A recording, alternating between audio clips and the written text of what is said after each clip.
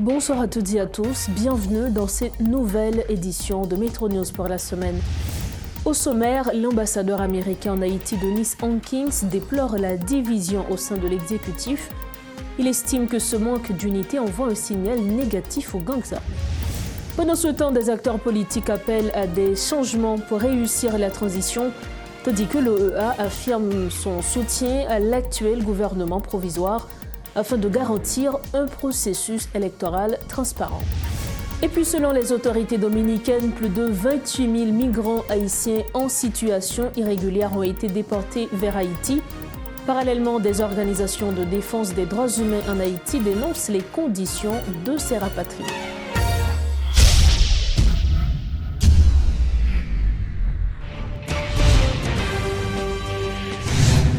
L'ambassadeur des États-Unis en Haïti, Denis Hankins, a qualifié de regrettable les divisions au sein de l'exécutif. Lors de son intervention à l'émission Le Point ce mercredi, il a souligné que ce manque d'unité envoie un signal négatif aux gangs. Il a également estimé qu'il n'était pas opportun de reprendre le processus de transition à partir de zéro. Nous écoutons les propos de l'ambassadeur Denis Hankins. Avec les actions du gouvernement d'Haïti, avec l'appui de MSS, il y avait des tentatives de prendre l'un des leaders des gangs. Et ça a créé, je pense, une réaction. Même dans notre quartier, il y avait des efforts pour trouver vite l'homme. Avant, il y avait les attaques directes contre Barbecue. Alors, je pense qu'il y a une certaine préoccupation des gangs qui maintenant, ils voient qu'il faut réagir dans un certain sens. En même temps, avec les attaques déplorables contre la population artibonite dans les autres villes, on a vu les tentatives des gangs de créer des crises dans les autres zones du pays, puisque les ressources qui sont limitées de sécurité doivent être divisées. Mais en effet, nous savons qu'on a vu que c'est avec un certain courage que la police nationale, l'armée nationale, les éléments de MSS, ils sont engagés même dans notre quartier aujourd'hui et dans les autres régions du pays, parce que nous savons soit de conseil présidentiel, soit de premier ministre, nous savons que tous les Haïtiens, ils cherchent un big win, quelque chose de concret qui peut montrer que même avec les ressources toujours limitées, qu'il y a cette capacité de faire face aux gangs. Alors pour nous, c'est la priorité des priorités. Comme vous savez, la semaine dernière, il y avait une visite d'un autre officiel de Maison-Blanche de notre Conseil national de sécurité. Et là, le message était de notre appui pour la sécurité nationale, pour le progrès national vers des élections, vers des réformes, mais aussi de dire que ce n'est pas le moment maintenant d'avoir des divisions politiques, soit au niveau de TPC, de CPT, soit au niveau du gouvernement avec les chefs d'État. C'est le moment de concentrer, d'être unis dans ces efforts contre les membres de gangs qui, depuis longtemps, a voulu détruire la vie de chaque Haïtien. Jean-Tel Joseph, coordonnateur du Réveil national, a appelé les groupes armés à arrêter les violences en affirmant que cela ne libérera pas le pays. Il les exhorte à cibler les vrais responsables de la crise. Son parti, Réveil national, continuera ses actions malgré les répressions et une journée de réflexion est prévue pour définir de nouvelles stratégies. Soulignons que Jean-Tel Joseph avait déjà organisé plusieurs manifestations, dont une le 17 octobre, réprimée par la PNH. Suivez ce reportage de Rodolphe Yarluy. La répression policière, recensée lors de la dernière manifestation lancée par le Réveil national, a poussé les membres de cette structure à adopter de nouvelles stratégies pour faire passer leurs revendications. Jean-Tel Joseph entend organiser une journée de réflexion en ce sens. Et nous avons invité le secteur Vaudou, secteur presse là, le groupe organisé, nous avons une lettre qui vient joindre nous. Parti politique qui part avec nous, il y a une lettre qui va joindre nous. Tous les secteurs vitaux de la vie nationale seront invités. Nous allons faire une réflexion nous allons présenter avec la presse nouvelle stratégie de combat nous. Parce que peuple qui mobilisé, peuple qui compte salver, pas de droit perdre bataille. En plus de cette nouvelle directive pour le parti, le Réveil national a apparemment changé son fusil d'épaule en ce qui concerne les discours. Les membres du parti lancent un appel à un cessez-le-feu aux groupes armés qui sèment la terreur dans la capitale et dans les villes de province. Pour que, je dis à yo comprendre, c'est nous-mêmes qui semblons avec eux, y a fait souffrir. Dans la situation pays a hier, je dis, c'est pas opposition qui te met des âmes dans mais. C'est pas opposition qui va au job y a fait là. Nous disons gardez tête yo, gardez moun k'ap courir. Je dis dans ça pays a hier là, yo pourquoi qu'à comprendre. C'est maman yo, c'est papa yo, c'est frère yo, c'est sœur yo mettez en difficulté. Si yo pas retourner zam, bouzam, bay moun qui te bayol là, la trop tard pour yo les venir prendre conscience. Le comportement des agents de la PNH qui agit sous les ordres du ministre de la Justice, parce qu'il y a état d'urgence sécuritaire, ne changera pas la position du Réveil, souligne Jean-Tel Joseph, qui ne jure que par la mobilisation pour atteindre son objectif. Parallèlement, le chef de gang Jimmy Cherizier alias Barbecue continue de donner des interviews à des journalistes étrangers, notamment américains. Il a renouvelé son appel au dialogue pour tenter de résoudre la crise sociopolitique et sécuritaire en Haïti. Le chef de la coalition Vive Ensemble affirme que ses actions visent à lutter contre les oligarques, les politiciens corrompus, ainsi que les médias et certains journalistes. Toujours concernant la situation qui règne dans le pays face à l'aggravation de la crise sécuritaire, Haïti a demandé le retour des casques bleus 7 ans après leur retrait.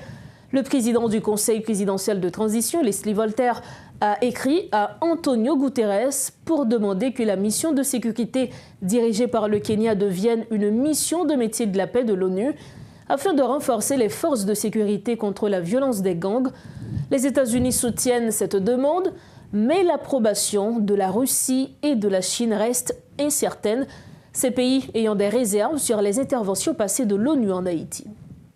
Par ailleurs, Luis Almagro, secrétaire général de l'OEA, a réaffirmé le soutien de l'organisation au processus de transition en Haïti. Lors d'un entretien téléphonique avec la chancelière haïtienne Dominique Dupuy, il a souligné la nécessité pour la communauté internationale de condamner fermement les violences politiques et de soutenir le gouvernement provisoire pour assurer un processus électoral transparent. M. Almagro a aussi appelé les acteurs haïtiens à privilégier l'intérêt des citoyens et a rappelé l'importance du respect de l'accord du 3 avril et de la Constitution. Enfin, il a insisté sur l'urgence de mobiliser les fonds pour la mission multinationale de soutien à la sécurité en Haïti. Réagissant à la crise que traverse le pays, le Rassemblement des patriotes haïtiens dénonce le fait que les deux entités de l'exécutif se concentrent sur un conflit de pouvoir tout en négligeant l'essentiel, comme le combat contre l'insécurité. Le secrétaire général du RPH, Patrice Dumont, préconise ainsi une modification du gouvernement de transition. De son côté, le dirigeant du mouvement populaire des Saliniens, Jean-André Victor, appelle les dirigeants à mettre un terme à ce désaccord et à prioriser l'intérêt de la population. Si bagaille, nous proposons le président pour m'aller et faire représentation dans l'ONU, alors que ce n'est pas ça là qu'on fait. Et faire communication, mettre belle uniforme et pour faire comprendre que vous prenez bagaille là au sérieux, alors que gagner monde 150, près de 120 personnes mourir en bas balle bandit. Et là comme ça, vous venez mettre à côté du travail.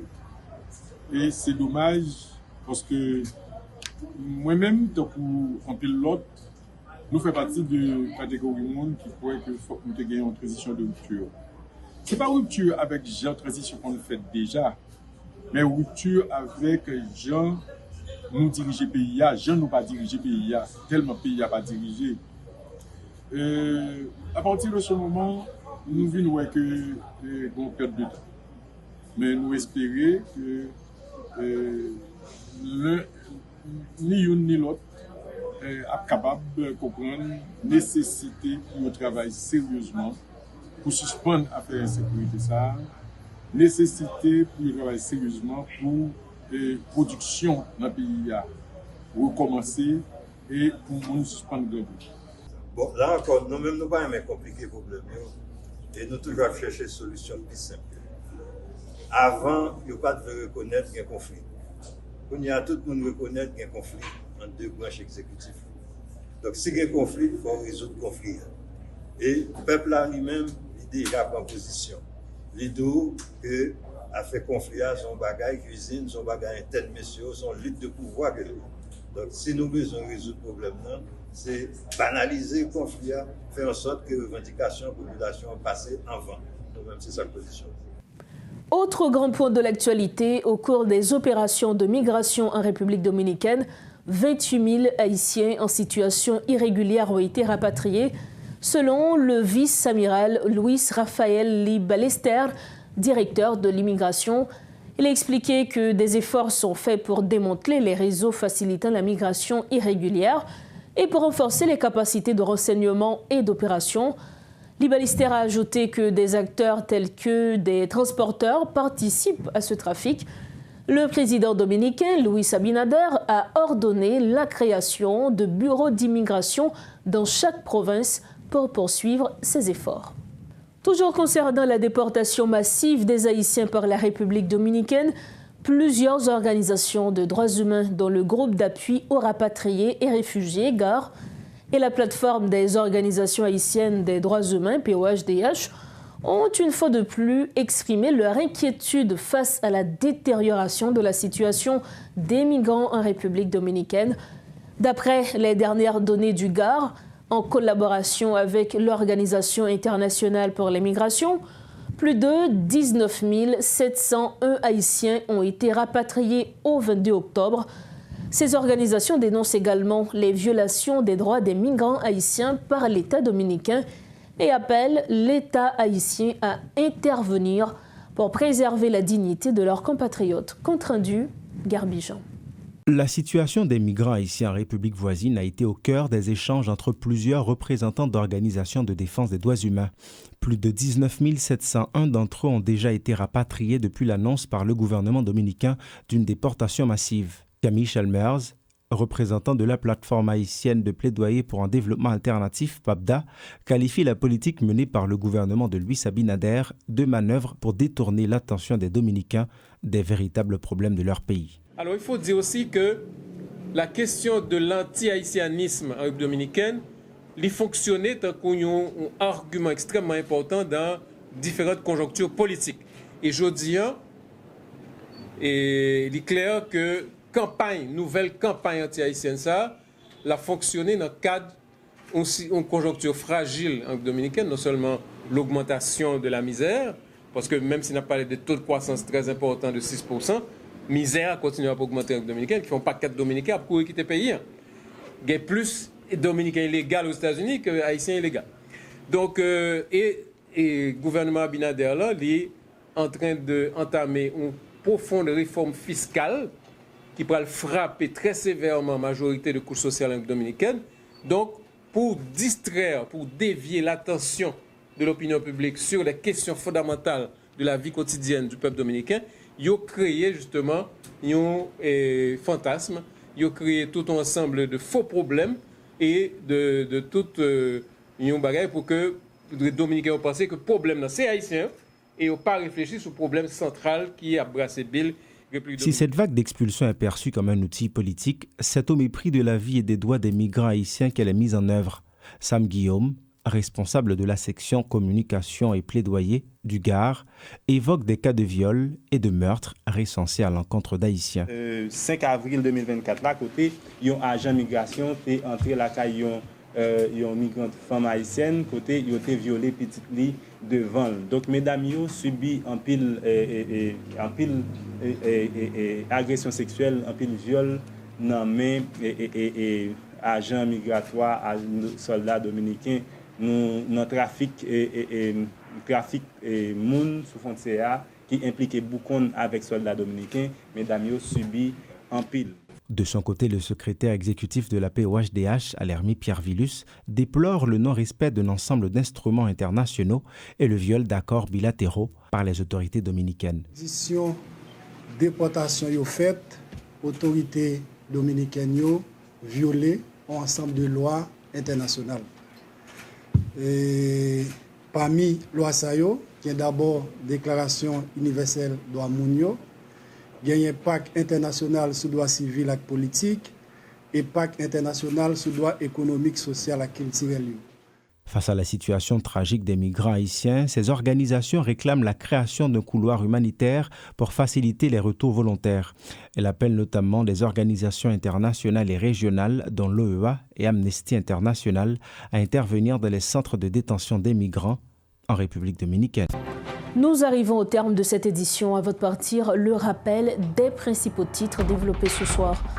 L'ambassadeur américain en Haïti, Denis Hankins, déplore la division au sein de l'exécutif. Il estime que ce manque d'unité envoie un signal négatif aux gangs armés. Pendant ce temps, des acteurs politiques appellent à des changements pour réussir la transition, tandis que l'OEA affirme son soutien à l'actuel gouvernement provisoire afin de garantir un processus électoral transparent. Et puis selon les autorités dominicaines, plus de 28 000 migrants haïtiens en situation irrégulière ont été déportés vers Haïti. Parallèlement, des organisations de défense des droits humains dénoncent les conditions de ces rapatriements. C'est ainsi que nous refermons notre 3e édition de Métro News pour la semaine. Merci infiniment de votre attention. On se retrouve demain toujours sur Métropole. Bonsoir.